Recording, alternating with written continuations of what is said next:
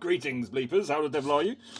Right, in that last video, we had a massive success with ChatGPT identifying the finds that we put in front of it. Really, really good. I think it managed to do all of them successfully, and that was with no training at all. And get this, I didn't even prompt it. There was no prompt. There was no, you will act as a historian, you will act as an archaeologist, you will act as a coin expert.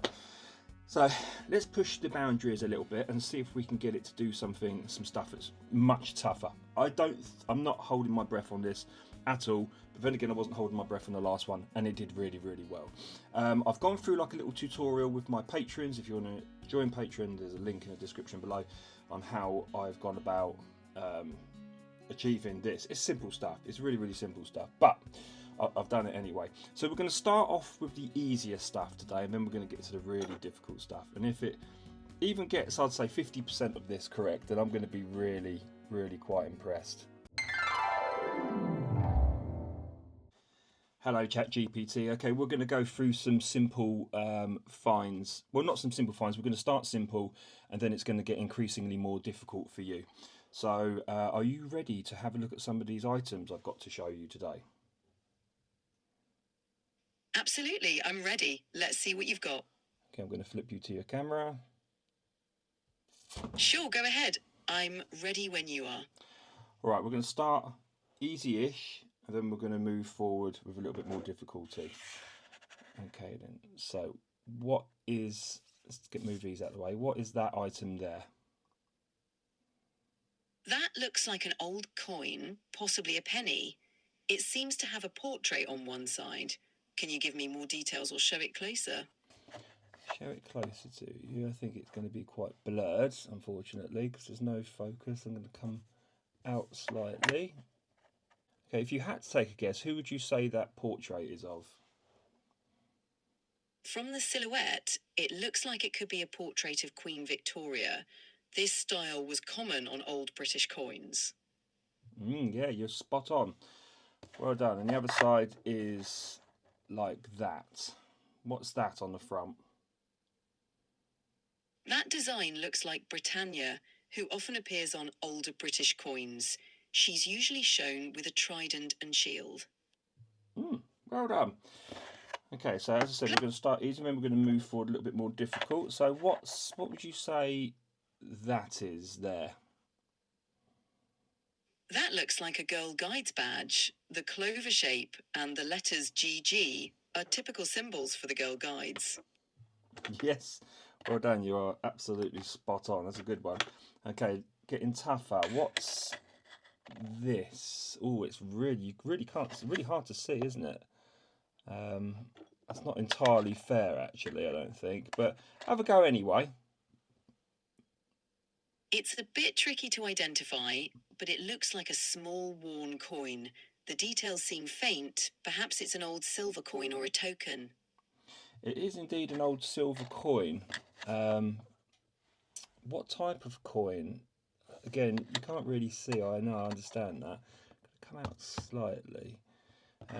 Again, I can, just to get this point across to people that are viewing, this is the video mode, so this is on the paid subscription plan, but you can just upload videos. If you upload pictures, much better quality pictures than what we're doing here. So that's not a fair one at all, ChatGPT. Let's move on to the next one. What would you say that is there? That appears to be a coin from the 1700s, likely a George II shilling. The design with the cross and shields is characteristic of that era. Yeah, I see where you're going with that, but you've got that one slightly wrong. But I do understand why you think that, because of the because of the design. There's a clue for you. Who's that on the back?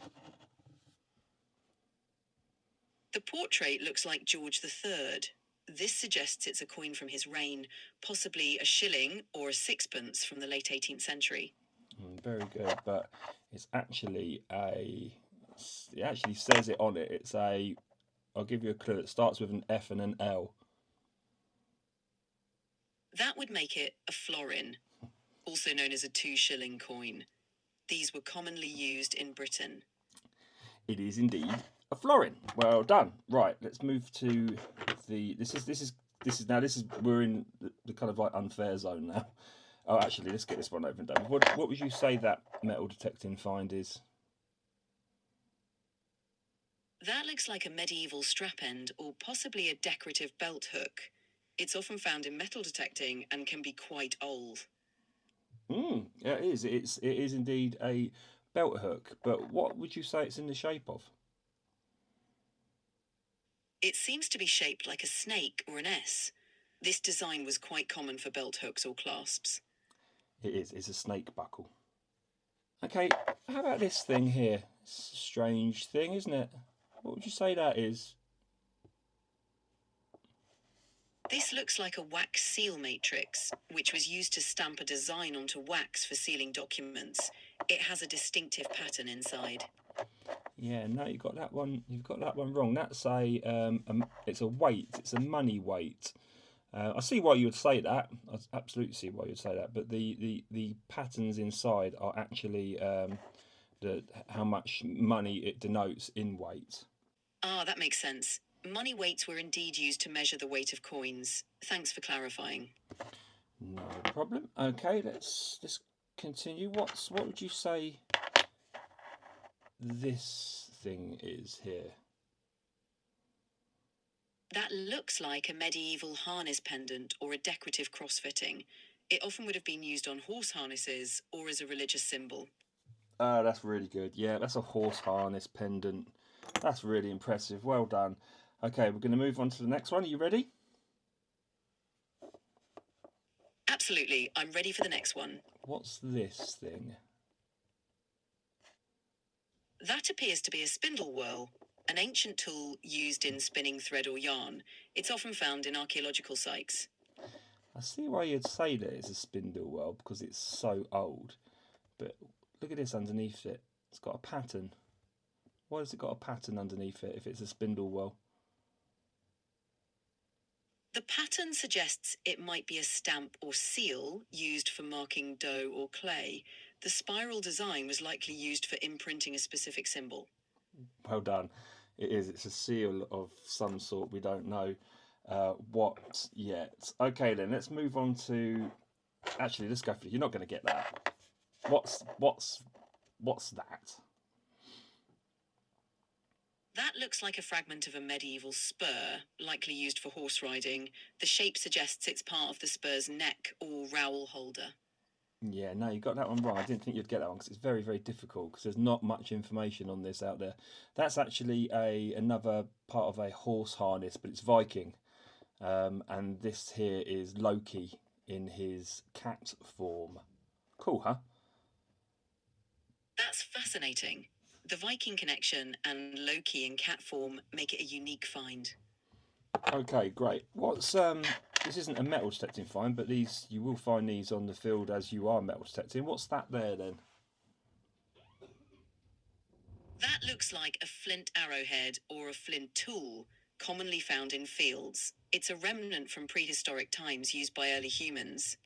Yep, that is it. It's a flint arrowhead. Very impressive.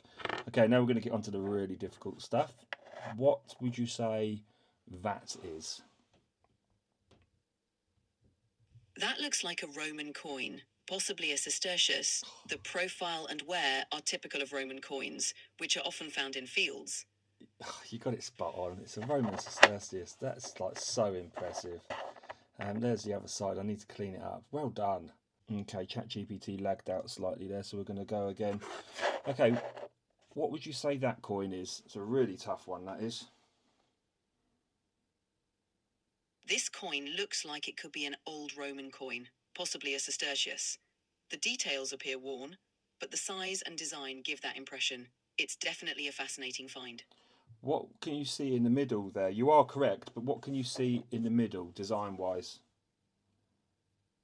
It looks like there's a figure standing in the middle, possibly holding a staff or scepter. The design might depict a deity or an important figure from Roman history. It's quite worn, but the outline is still visible. It is, and again, you've got it spot on. Who's that there then? That appears to be a portrait of a Roman emperor.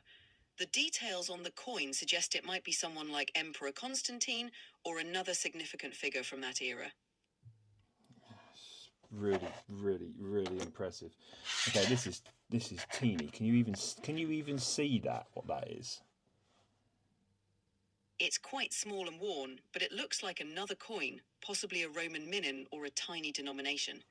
The details are hard to make out, but it could be a small bronze coin. It is a small bronze coin, and it is a Roman coin. And I think that if I was to send you a picture of that, you would have a much better chance of being able to identify it. We're just using the video at the moment. Can you see what's on the other side there? It looks like there's a figure on the other side, possibly an emperor or deity, but the details are quite worn. A clear picture would definitely help in identifying it more accurately. Okay, let's try that. Actually, do you know what? I've just realised I've got my microscope here right in front of me. So I've just put the coin underneath the microscope. Any idea? Can you see the screen all right? Yes, I can see the screen. It looks like a detailed view of the coin.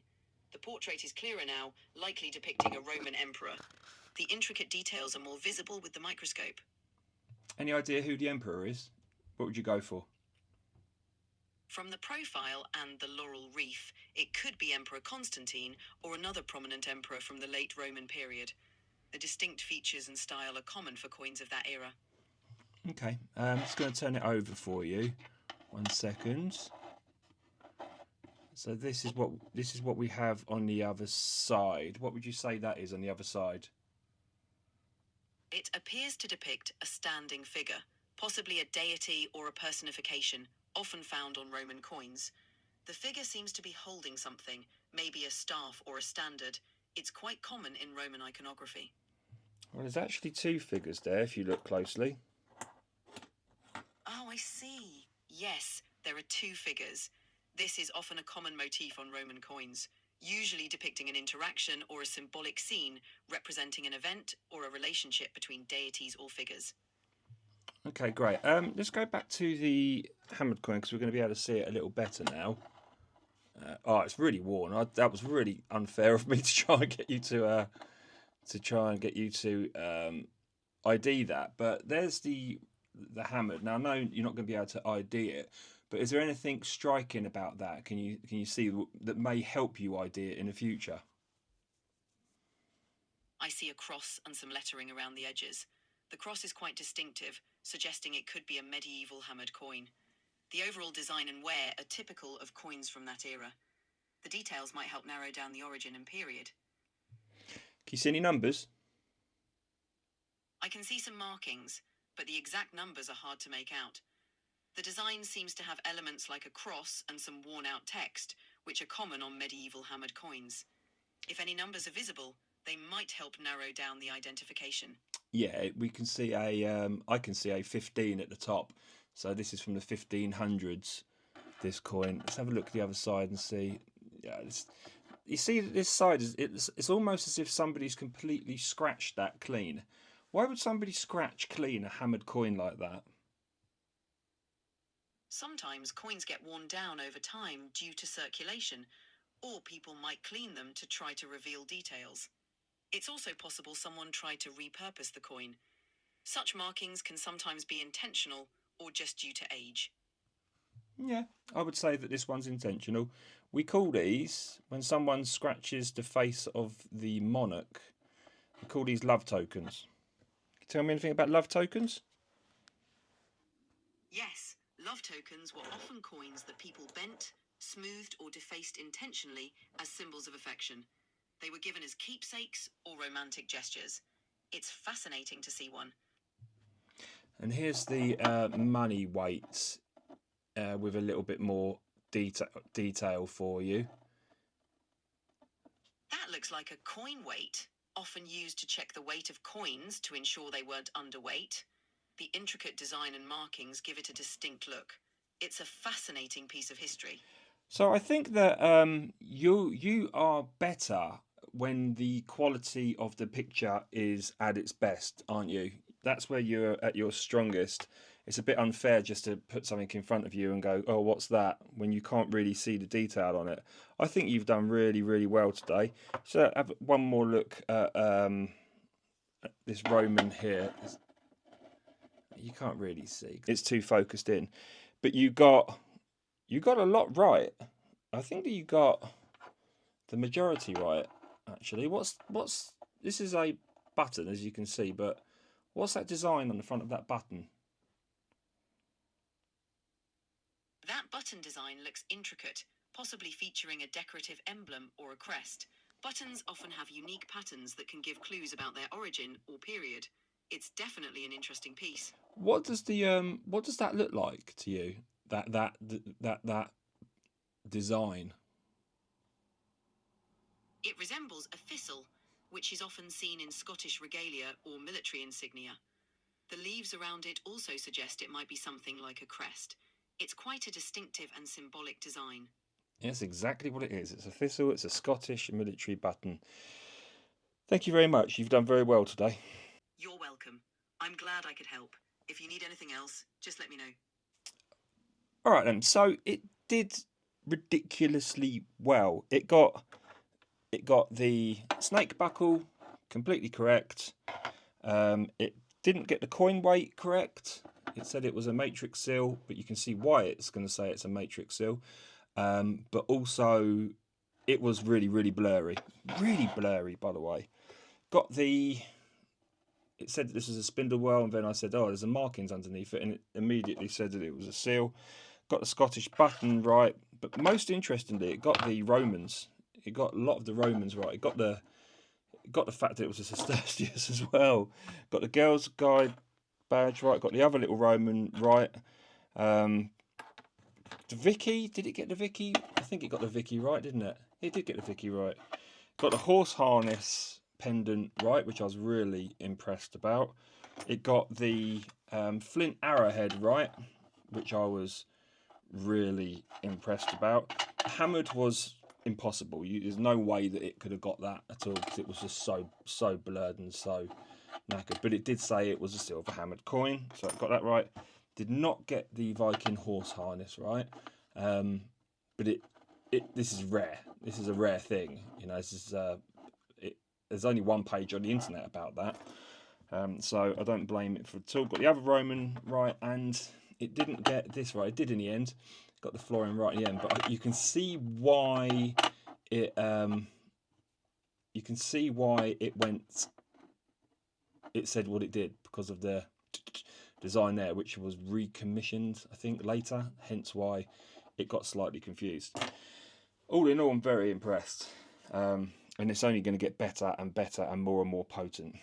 I hope you enjoyed that video in some way, my friends, and I shall see you in the next one.